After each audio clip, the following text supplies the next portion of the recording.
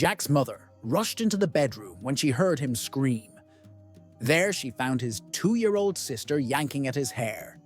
Gently, she pried her little fingers loose and comforted Jack, saying, There, sweetie. She didn't mean to hurt you. She doesn't know that pulling hair is painful." Just as she left the room, the baby's scream pierced the air. Startled, she quickly ran back in. "What happened?" she asked, concerned in her voice. Jack, rubbing his own head, looked up and said with a grin, "She knows now." Miss Smith caught one of her students, Johnny, making faces at others on the playground. So she stopped to gently scold him. With a sweet smile, she said, "Johnny, when I was a child, I was told if I kept making ugly faces, they'd freeze, and I'd stay like that forever." Johnny looked up at her and, without missing a beat, replied, "Well, Miss Smith, you can't say you weren't warned." A blonde walks into a pharmacy and asks for bottom deodorant. The assistant, a little bemused, explains to the woman that they have never sold bottom deodorant. The blonde, unfazed, assures the lady behind the counter that she has been buying the stuff from here on a regular basis and would like some more. The shop assistant thinks for a minute, knowing full well that they don't stock or sell such an item, smiles at the blonde and says, "One moment please, I will get the pharmacist." The pharmacist looks at the blonde and asks, "Can I help you, miss?" "I would like to buy some bottom deodorant, please," says the blonde. "I'm sorry," says the pharmacist. "We don't have any." "But I always get it here," insists the blonde. "Do you have the container it comes in?" "Yes," says the blonde. "I will go and get it." She returns with the container and hands it to the pharmacist, who looks at it and says, "This is just a normal stick of underarm deodorant." The annoyed blonde snatches the container back, reads the label out loud, and says, "To apply, push up bottom." Daughter to father. "Dad, there is something my boyfriend said to me that I didn't understand. He said that I have a beautiful chassis, lovely airbags, and a fantastic bumper." Father's response: "Tell your boyfriend that if he opens your bonnet and tries to check your oil with his dipstick, I will tighten his nuts so hard that his headlights will pop out and he will start leaking from his exhaust pipe." Two nuns are walking down the street when they notice that a man is following them. Sister Michael, the older and wiser nun, says to the young and naive Sister Patrick, "See that crossroad ahead? You go left and I'll go right. He can't follow us both. We'll meet back at the Abbey." So the sisters part, and the man follows Sister Michael. Sometime later, Sister Patrick is anxiously waiting at the Abbey when Sister Michael returns alone. "Thank the Lord you are all right," exclaims Sister Patrick. "But what happened to that man?" "Well," replies Sister Michael, "after a few minutes I stopped and pulled up my dress." Sister Patrick stares in shock. "Then," continues Sister Michael, "he stopped and pulled down his trousers." Sister Patrick gasps, "Oh, sister, why would you let him do that?" "Because," explains Sister Michael, "a nun with her dress up can run faster than a man with his trousers down." Joe and Wanda lived in a cozy city apartment, and they found themselves in a bit of a bind one lazy Sunday afternoon. They wanted a little privacy, but their 10-year-old son was home, and the walls in their apartment were thin. After a bit of brainstorming, they came up with a plan. They decided to send their son out to the balcony with the mission of being their spy for the afternoon. His job? To report on all the exciting happenings in the neighborhood. They figured it would keep him occupied for a bit and maybe even amuse him. Their son didn't hesitate, excited to be the neighborhood reporter. "There's a dog barking over at the Johnson's house," he called out, looking down at the street. "Someone's washing their car," he added with a grin. After a few moments of silence, he piped up again. "The Millers are putting up a new fence," he observed. "Oh, and the Pattersons just brought home a pizza." Wanda and Joe exchanged a satisfied look as they began to carry out their plan. Then came a pause, followed by a very loud announcement. "Mom, Dad, you won't believe this. The Smith's kid is standing on the balcony with binoculars." Joe froze. "What? How do you know that?" The boy replied matter-of-factly, "Because he's watching us." Little Johnny had developed a serious cussing problem, and his father had finally had enough. He decided to take the issue up with his shrink, who suggested a creative solution. "With Christmas coming up, why don't you ask Johnny what he wants from Santa? If he swears while listing his wish list, replace the gift with a pile of dog poop," the shrink advised. So, 2 days before Christmas, Johnny's father asked him, "What do you want for Christmas this year, Johnny?" Johnny grinned and replied, "I want a damn teddy bear right by my bed when I wake up. Then, when I go downstairs, I want to see a damn train going around the damn tree. And outside, I want a damn bike leaning up against the damn garage." Christmas morning arrived, and Johnny woke up to find a pile of dog poop where his teddy bear should have been. Confused, he went downstairs, only to find another pile of dog poop under the tree. He walked outside, and sure enough, there was a massive pile of dog poop by the garage. When he went back inside, scratching his head, his dad smiled and asked, "So, Johnny, what did Santa bring you this year?" Johnny, still perplexed, shrugged and said, "I think I got a dog, but I can't find him anywhere."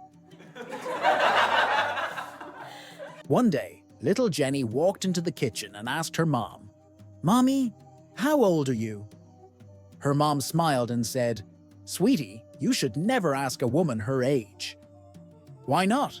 Jenny asked. "Because it's not polite. You'll understand when you're older." Jenny thought for a moment, then asked, "Mommy, how much do you weigh?" "Jenny," her mom said, "that's not a polite question either." Jenny was quiet for a second, then tried again. "Mommy, why did you and Daddy get a divorce?" With a sigh, her mom replied, "That's something I'll explain when you're older." Jenny wasn't satisfied. The next day, her friend at school gave her a tip. "Just check your mom's driver's license. It has all that info on it." So when Jenny got home, she peeked in her mom's purse, found the license, and studied it carefully. That evening, she marched back into the kitchen with a big grin. "Mommy, I know how old you are. You're 36. Her mom looked surprised. "And I know how much you weigh. 135 pounds. Jenny, where did you learn this?" her mom asked. Jenny just smirked and said, "And I know why you and Daddy got a divorce." Shocked, her mom gasped, "Why?" Jenny proudly announced, "Because you got an F in A third-grade teacher asked her students to, one by one, stand in front of the class and tell what their daddies do. Little Mary went first. "My daddy is a doctor and he saves people's lives." "That's wonderful, Mary. Now how about you, Jane? What does your daddy do?" "My daddy is a lawyer and he puts bad people in jail," says Jane. "Very good, Jane. Okay, Johnny. What does your daddy do?" "My daddy is dead," says Johnny. "Oh, I'm very sorry to hear that, Johnny," said the teacher. "What did he do before he died?" "He turned blue and on the carpet." A passionate duck hunter was searching for the perfect bird dog when he found one that could do the impossible: walk on water to retrieve ducks. Excited, he knew no one would believe him. So he invited his most skeptical friend, a guy who never seemed impressed by anything, to go hunting with him. As they waited, a flock of ducks flew by. Boom! A duck fell.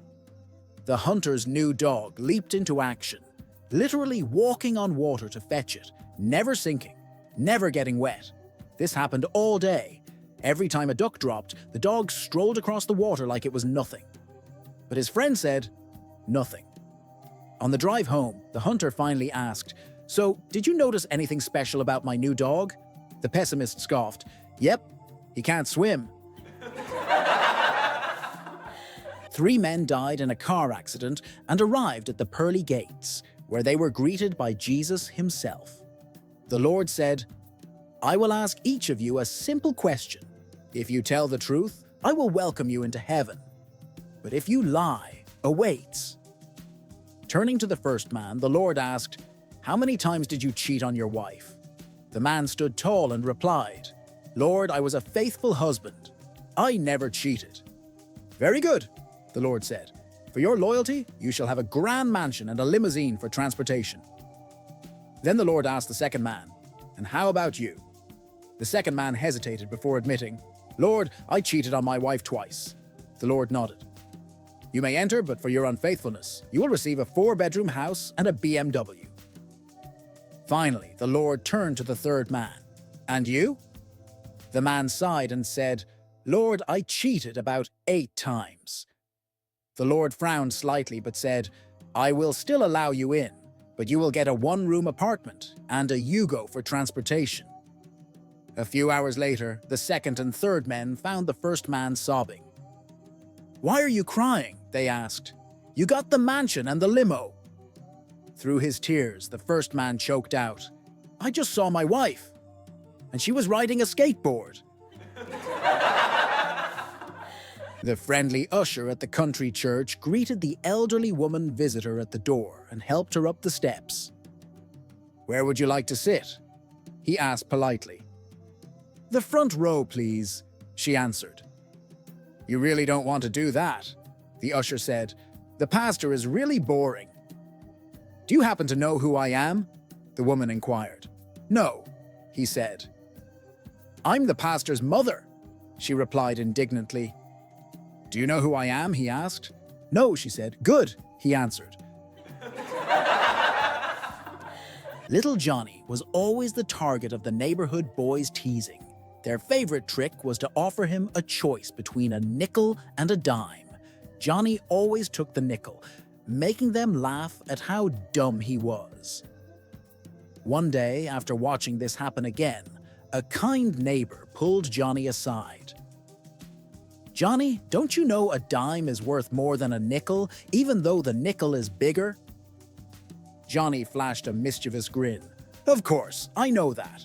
But if I took the dime, they'd stop playing the game, and so far, I've made $20. Kenny, a city boy, decided to embrace country life and bought a donkey from an old farmer for $100. The farmer promised to deliver the donkey the next day. The following morning, the farmer arrived with bad news. "Sorry, son, but the donkey died." Kenny frowned. "Well, just give me my money back." "Can't do that," the farmer said. "I already spent it." Kenny thought for a moment. "All right then, just unload the donkey." Puzzled, the farmer asked, "What are you going to do with a dead donkey?" "I'm going to raffle him off," Kenny replied confidently. "You can't raffle off a dead donkey," the farmer exclaimed. "Sure I can," Kenny said. "I just won't tell anyone he's dead." A few weeks later, the farmer ran into Kenny and curiously asked, "So, what happened with that dead donkey?" Kenny grinned. "I raffled him off, sold 500 tickets for $2 each, and made a profit of $898. The farmer was shocked. "Didn't anyone complain?" "Just the guy who won," Kenny said. "So I gave him his $2 back." A mechanic, an engineer, and a computer scientist are traveling together in a car when the motor suddenly fails.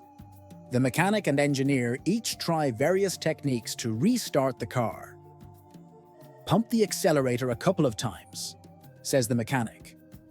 "No," replies the engineer. "Turn the ignition key without touching the pedal."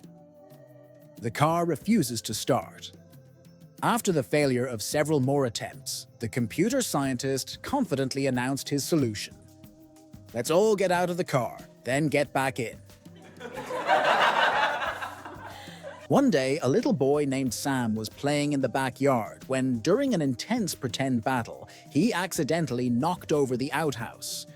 Panicked, he ran into the woods, hiding until after dark. When he finally came home, his pappy was waiting for him with a suspicious look. "Son, did you knock over the outhouse this afternoon?" Sam gulped. "No, pappy," he lied. His father sighed and said, "Let me tell you a story, son. A long time ago, young George Washington got a brand new axe. Excited, he tested it out and accidentally chopped down his mother's favorite cherry tree. Realizing what he had done, he ran off, just like you. When he came back, his father asked, 'George, did you cut down the cherry tree?' And do you know what he said? 'Father, I cannot tell a lie. I did indeed chop down the tree.' And because he was honest, his father forgave him and let him go without the punishment." Pappy leaned in and asked again, "Now, son, did you knock down the outhouse?" Sam took a deep breath and said, "Pappy, I cannot tell a lie. I did indeed knock down the outhouse." Then, Pappy tanned his hide red, white, and blue. Through teary eyes, Sam cried, "But Pappy, George Washington's father forgave him. Why did you spank me?" Pappy shook his head and said, "Because, son, George Washington's father wasn't sitting in that cherry tree when he chopped it down." I recently picked a new primary care doctor. After 2 visits and a bunch of lab tests, he looked at me and said, "You're doing fairly well for your age." A little concerned, I couldn't help but ask, "Doc, do you think I'll make it to 80? He paused and asked, "Well, do you smoke or drink?" "Oh no, never," I replied. "Do you eat ribeye steaks or barbecue?" "Nope, I've heard red meat isn't healthy." "Do you spend time outdoors? Golf, sailing, rock climbing?" "No, I prefer to stay inside." "Do you gamble, drive fast cars, or, fool around?" "Absolutely not." The doctor stared at me for a moment, then said, "Then why do you care if you live to be 80? A science teacher in a girls' school asked his class, "Who can tell me what organ in the human body expands up to 10 times its normal size when stimulated?" "Mary, can you answer?" Mary turned bright red and stood up. "Sir, how can you ask such a question?" "That's inappropriate. I'm telling my parents, and they'll go straight to the principal." The teacher was momentarily taken aback, but quickly realized the misunderstanding. He then turned to another student. Lily eagerly raised her hand. "Yes, Lily?" "Sir, the correct answer, sir, is the iris of the eye." "Excellent. Well done, Lily," said the teacher with a smile. He then turned back to Mary and said, "Mary, I have 3 things to tell you. You didn't do your homework. You might need to clean up your thoughts. And lastly, one day you're going to be very, very disappointed." Sherlock Holmes and Dr. Watson went on a camping trip. After a hearty meal and a bottle of wine, they crawled into their tent and drifted off to sleep.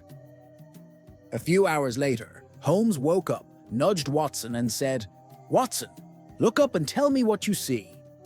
Watson rubbed his eyes, gazed at the night sky, and replied, "I see millions of stars."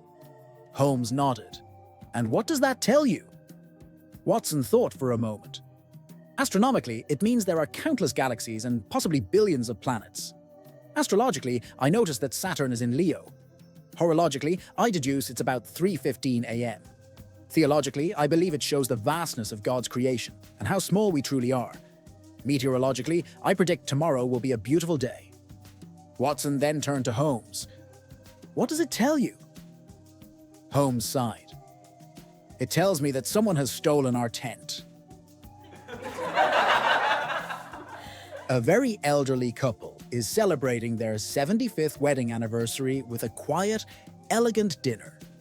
The old man leans in, his voice soft, and says to his wife, "Sweetheart, there's something that's always bothered me. Our 10th child. He never quite looked like the rest of our children. I've thought about it for years, and it's been on my mind, especially now. After all this time, I want you to know, though, that these 75 years together have been the best of my life. Nothing can take that away. But I have to ask, was he from a different father?" The wife looks down, unable to meet his gaze. She pauses, deep in thought, and after a long silence, she finally admits, Yes, he was." The old man, visibly shaken, can hardly believe what he's hearing. The reality of her words stings more than he anticipated. With a tear in his eye, he asks softly, "Who? Who was the father?" The wife takes a deep breath, her head still lowered, and after what seems like an eternity, she quietly replies, "You?" Every Friday night after work, Bubba would fire up his grill and cook some delicious venison steaks. But all of Bubba's neighbors were Catholic, and during Lent, they couldn't eat meat on Fridays. The mouth-watering aroma of Bubba's steaks was causing quite a stir, so they decided to talk to their priest. The priest came over to Bubba's house and suggested, "Bubba, why don't you become Catholic? That'll solve the problem." So Bubba went through some classes, studied hard, and finally attended Mass. As the priest sprinkled holy water over him, he said, "You were born a Baptist, raised a Baptist, but now you are a Catholic." The neighbors were thrilled. Finally, peace. But when Friday night came around, that familiar smell of grilled venison filled the air again. The neighbors were furious. They called the priest, and he rushed over, ready to give Bubba a stern talking to. But when he got to the backyard, he froze. There was Bubba, standing by the grill, holding a small bottle of holy water. He carefully sprinkled the meat and said, "You was born a deer, you was raised a deer, but now you is a catfish." While checking out at Walmart with just a handful of items, I noticed the woman behind me starting to place her things on the conveyor belt. To keep our purchases separate, I grabbed one of those divider bars and set it between us. The cashier began scanning my items, but then, to my surprise, she picked up the divider bar. Turning it over in her hands, she inspected it closely, clearly searching for a barcode. Finally, she looked at me and asked, "Do you know how much this costs?" Without skipping a beat, I smiled and said, "You know what? I've changed my mind. I don't think I'll get that today." She nodded seriously, set the divider aside, and continued scanning. Behind me, the woman stifled a laugh, her shoulders shaking with amusement. As I walked away, I couldn't help but feel like I'd just delivered the unplanned punchline of the day. Two elderly gentlemen were sitting on a bus bench when a stunning young blonde in a short skirt got off the bus. One of them leaned over to the other and said, "Boy, I sure wouldn't mind getting a piece of that." The other old-timer chuckled and replied, "Yeah, me too, but these days mine just doesn't work anymore." The first guy grinned and said, "Don't you know how to keep it working?" Curious, his friend asked, "No, how?" He replied, "You've got to eat a lot of French bread." Determined, the second man headed to the store and bought 100 loaves of French bread. At the checkout, the cashier raised an eyebrow and said, "You know, all that bread is going to go stale before you can eat it." The old man beamed and replied, "Oh, so you've heard about it too." A boy is selling fish on a street corner, enthusiastically shouting, "Fresh damn fish for sale, get your damn fish here." A curious pastor walks by and asks, "Young man, why are you calling them damn fish?" The boy grins and replies, "Because I caught them down at the dam." Amused, the pastor buys a few fish and heads home. When he gets there, he tells his wife, "Honey, cook these damn fish for dinner." She raises an eyebrow and says, "I didn't think I'd ever hear a pastor talk like that." He chuckles and explains, No, it's fine. They're called dam fish because they came from the dam." Later, as the family sits down to eat, the pastor looks at his son and says, "Could you pass the dam fish, please?" The boy lights up and exclaims, "Now you're talking, Dad. Pass the mashed potatoes while you're at it."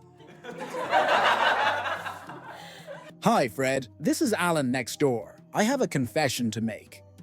I've been feeling guilty these past few months and have been trying to pluck up the courage to tell you, but at least I'm telling you now in a text message as I feel bad about you not knowing. The true Tia is I have been sharing your wife a lot lately. In fact, probably more than you, I haven't been able to get it at home recently. But that's no excuse, I know. The temptation was too much. I feel so guilty, and I hope you will accept my sincerest apologies. It won't happen again. Please suggest a usage fee and I'll pay you regards, Alan." The actions. Fred, feeling betrayed and insulted, grabbed his gun. He is an American after all. Rushed next door and shot his neighbor dead. He returned home, poured himself a stiff drink, and sat down on the sofa to reflect. Then he took out his phone and saw he had a second message from his neighbor. Second message. Hi Fred, Alan here again. Sorry about the typo on my last text. I guess you figured it out anyway. The damned autocorrect changed Wi-Fi to wife. Technology, hey. The villagers were delighted. A sadhu who performed miracles had come to their village. Every morning and evening, they would gather at the temple with specially prepared delicacies as offerings to the sadhu. When Tenali Rama heard of this, he smelt a rat. He went to the temple and sat near the holy man. The sadhu began reciting shlokas. To Rama's surprise, he went on repeating the same shloka over and over again. Rama realized that he was a fraud. Suddenly, he leaned forward and plucked a strand of hair from the sadhu's beard. I have the key to heaven, he shouted triumphantly. The villagers looked startled. This sadhu is so great that if I keep the hair from his beard with me, I will be blessed forever, said Rama. Immediately, there was a scramble as the villagers rushed to get hold of a hair from the sadhu's beard. The frightened sadhu ran for his life and was never heard of again. Husband and wife sit together in the kitchen and have breakfast. Out of the blue, she hits him with rolling pin. After a few minutes, conscious again, he asks, "What was that? Why did you hit me that hard?" She, "That was for 25 years of bad love." He continues eating his breakfast, thinking about this for a few minutes, and then strikes back and knocks her out. A few minutes later, she is coming back to consciousness, and he explains, "That was because you know the difference between good and bad love." A renowned English explorer was invited to Dartmouth to share tales of his extraordinary adventures in the African jungle. Standing before a captivated audience, he began, "Picture a people so primitive, they delight in consuming the unborn offspring of certain birds, thinly sliced flesh from the bellies of specific animals, and a paste made from ground grass seeds. They then burn this paste over a fire and slather it with a greasy substance obtained from the mammary fluid of entirely different creatures." The students gasped in astonishment, their faces reflecting a mix of fascination and revulsion at such a bizarre custom. Sensing their reaction, the explorer leaned in with a twinkle in his eye and said, "What I've just described, of course, is your classic breakfast of bacon, eggs, and buttered toast." On his way to the protest site, he sees one guy dressed from head to toe in red, standing on the side of the highway, gesturing him to stop. Our guy rolls down the window and asks, "How can I help you?" "I am the Red Bast of the asphalt. You got something to eat?"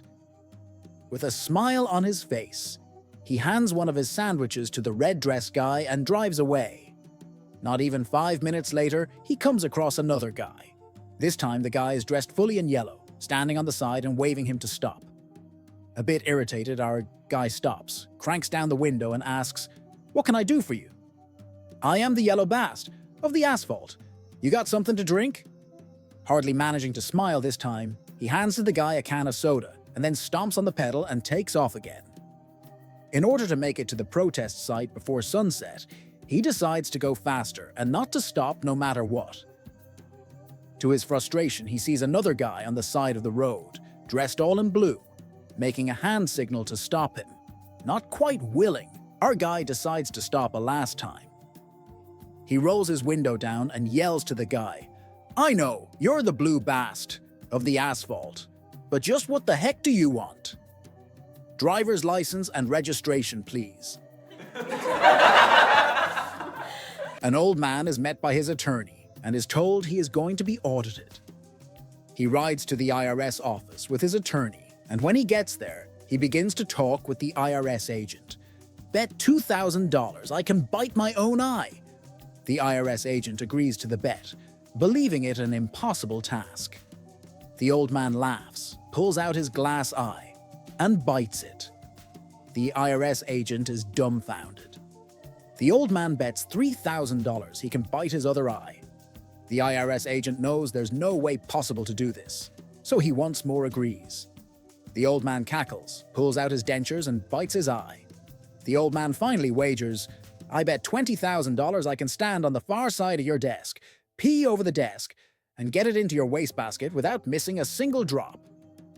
The agent knows he won't be able to, so once more he agrees. The old man indeed misses, peeing all over the desk and on the paperwork. The IRS agent jumps for joy, but then notices the attorney over in the corner moaning. "Are you all right?" asks the agent. "No. On the way over here, he bet me $400,000 he could pee on your desk and you'd be happy about it."